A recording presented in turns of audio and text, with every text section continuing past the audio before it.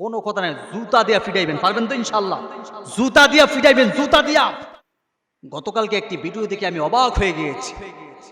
মানুষ আমরা এমন হতে পারি, আমাদের ভিতরে রুচির এমন দুর্ভিক্ষ দেখা দিয়েছে, আশ্চর্য হয়ে গিয়েছে। আপনারা গতকালকে একটা ভিডিও দেখেছেন, প্রিন্স মামুন টিকটকার, দেখেছেন না আপনারা?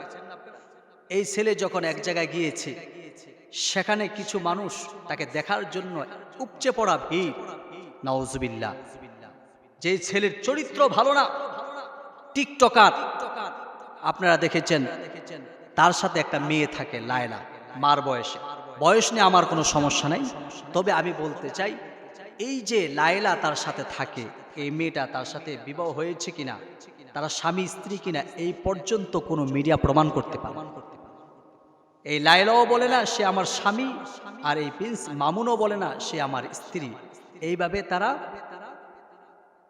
একসাথে কাটাচ্ছে সময়। নাউজুবিল্লাহ বলেন।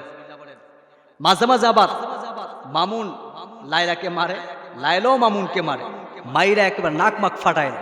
দেখছেন না আপনারা? আশ্চর্য। আমাদের সমাজে কেন বিপর্যয় আসবে না? কেন আল্লাহর গজব আসবে না? যাহারাল ফাসাদু ফিল বাররি ওয়াল বাহরি বিমা কাসাবাত আইদিন নাস। জলস্থে এবং স্থলস্থে যে সমস্ত আযাব গজব আসে, এগুলো তো আমাদের দুই হাতের কামাল। আমাদের উচিত ছিল তাকে উচিত শিক্ষা দেওয়া। একজন নাপাক ছেলে, তার জন্মের ঠিক নাই, অতুল্লিম বাদা যালিকা জানি, আমি তো মনে করি এই পর্যায় ছেলে, এটা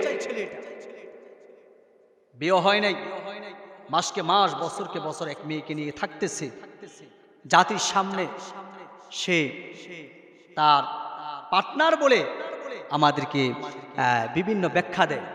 নাউজুবিল্লাহ বলবেন না? আর একজন আলেম তার বৈধ স্ত্রীকে নিয়ে রেসুটে কেন গেলেন? এই জন্য 3 বছর 3 মাস কারাগারে বন্দি অবস্থায় ছিল।